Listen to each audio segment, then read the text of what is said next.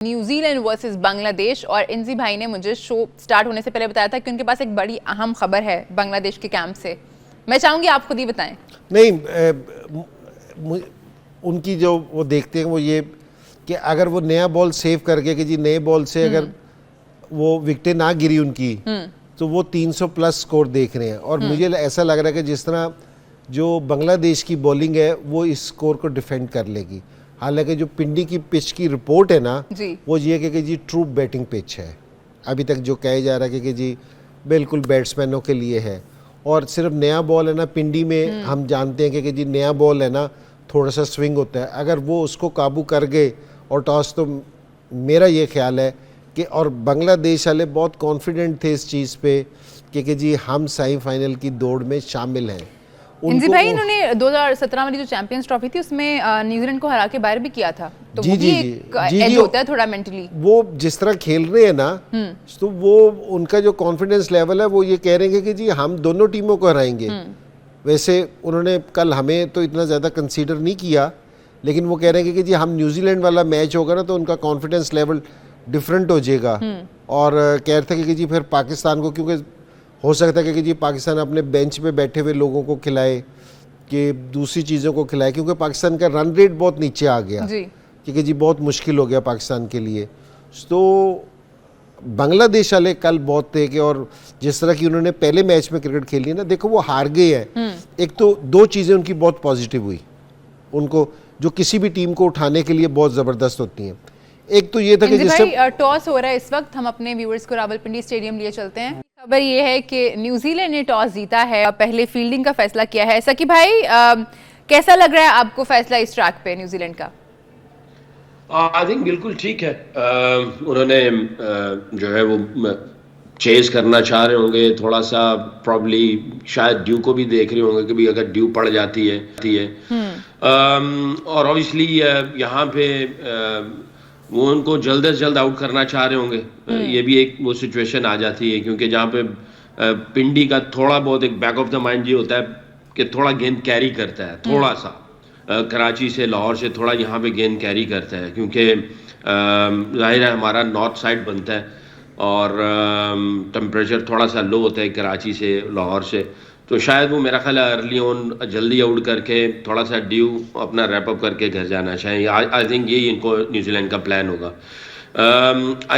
अगर वो जाहिर है बांग्लादेश जीतता तो बांग्लादेश जो है वो उनके लिए, जैसे इंजी भाई कह रहे थे कि इनकी बॉलिंग ऐसी है कि ये इनको पकड़ सकती है, इसमें कोई शक नहीं है। जिस तरह का इनका कॉन्फिडेंस बांग्लादेशी का इंडिया के खिलाफ था, इनकी बॉडी लैंग्वेज बहुत अच्छी थी, बैक ऑफ द माइंड ये, और वैसे भी इनके ऊपर कोई इतना प्रेशर होता नहीं है, क्योंकि सब लोग इनको ये समझ रहे होते हैं कि यार हाँ ये आए हैं, एक्सपीरियंस लेंगे, सीखेंगे, चले जाएंगे। But back of the mind इनके ये होता है कि भाई हम लोग इनको जो है वो सरप्राइज दे सकते हैं, हम इनको बीट कर सकते हैं, क्योंकि आप जब भी ऐसे मेगा इवेंट्स में आते हो तो आप अपना ये ज़हन बना के आ रहे होते हो।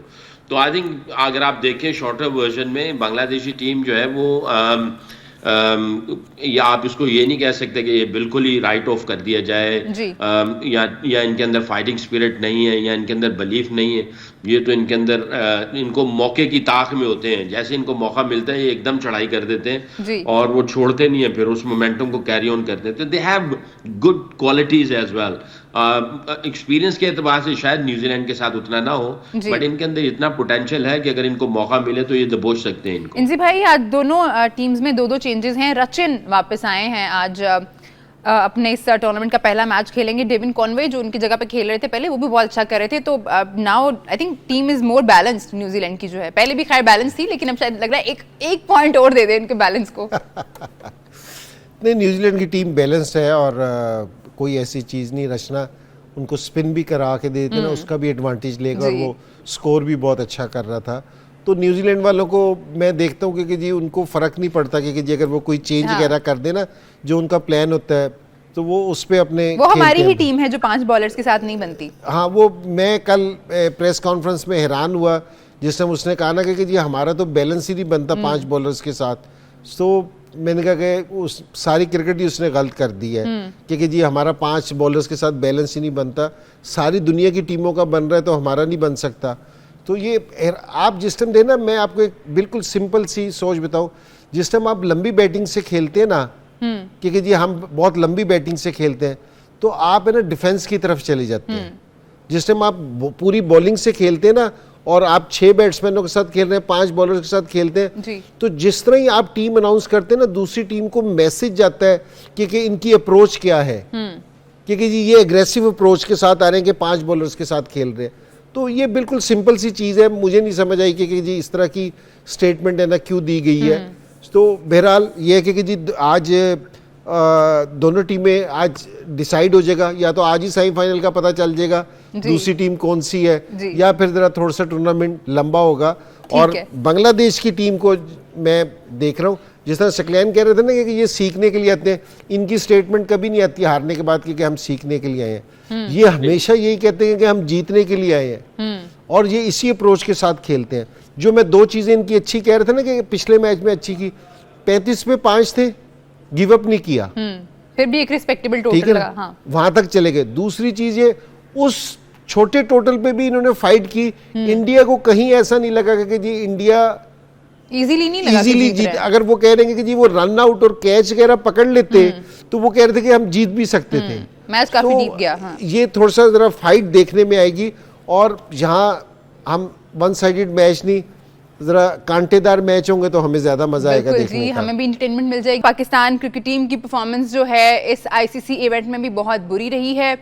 अभी हम अगर मगर की सूरत हाल से 2-4 नहीं हैं, बल्कि हम दूसरी टीम्स के रिजल्ट पे डिपेंड कर रहे हैं कि क्या होगा। आज भी एक मैच काफ़ी अहम है हमारे लिए। देखते हैं बांग्लादेश जो है वो न्यूजीलैंड को पिछाड़ सकती है या नहीं। इरादे उनके हाई हैं, टॉस जो है वो हार गए हैं।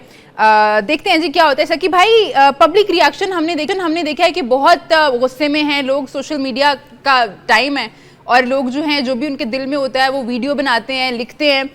तो लोग बहुत गुस्से में हैं इस वक्त। वो कह रहे हैं कि इन सारे लड़कों को, जो बड़े बड़े नाम है ना, जो इतने साल से टीम का हिस्सा है, इन सबको हटा दिया जाए। जाहिर है इसके अलावा और तो क्या बात करेंगे। दिल सबके टूटे हुए हैं, सब परेशान है। मुझे याद पड़ता है 96 का जो क्वार्टर फाइनल था, उस क्वार्टर फाइनल में मैं 12th मैन था। हम लोग मैच हार गए। वैसे तो हमारी फ्लाइट थी लाहौर की, तो हमें ने पहले ही बता दिया कि मैं खेलना नहीं था, मैं 12th मैन था, मेरा नाम ना लेना भी जी। तो मैं इसीलिए बता रहा हूँ, मैंने आगे जाके जोड़ना है ना इसको। वो एक आर्टिकल आया था, उन्होंने लिखा हुआ था हड़प्पा। आपको पता है हड़प्पा का नाम क्यों था? बहरहाल पूरी दास्तान लिखी, उसके नीचे था कि जी हड़प्पा जो है वो हड़प से निकला है, हड़प्पा यानी हड़प कर गया सारा कुछ। तो कहते ये जो सकलैन मुश्ताक ना 12th मैन, ये जब गया उसके बाद पूरी टीम ये हड़प कर गया। तो मेरा नाम जो है ना उन्होंने हड़प्पा रख दिया था, उस आर्टिकल में मैंने पढ़ा। खैर, लाहौर आना था, हम चले गए कराची में एक मिडवे होटल था एयरपोर्ट के करीब। तो सारे जो सीनियर, मैं उसमें जूनियर था, सीनियर प्लेयर्स कहाँ गए वल्लाहु आलम, मुझे नहीं पता। कुछ मुझे पता चला कि कुछ दुबई चले गए, उनका वीज़ा लगा हुआ था, वसीम भाई वगैरह। मैं दो दिन 2 रातें उधर रहा कराची से, फिर वहाँ से नाइट कोच ली और मैं लाहौर आया।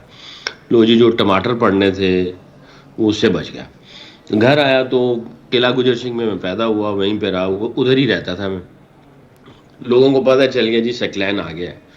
सारे तकरीबन को 20-25 लोग किला गुजर सिंह के आगे, वो आपको पता है अंदरून शहर में जो लोग होते हैं, पकड़े हुए उन्होंने जनाब पत्थर और जो भी गंदवला मारा, खिड़कियों पे, दरवाज़ों पे, निकल बाहर, तेरी ऐसी की तैसी, नहीं छोड़ना तुझे।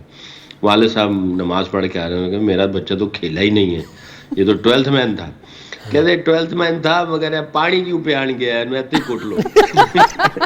इसने पानी नहीं सही पिलाया, इसने पानी सही नहीं पिलाया, इसको कूटो इधर।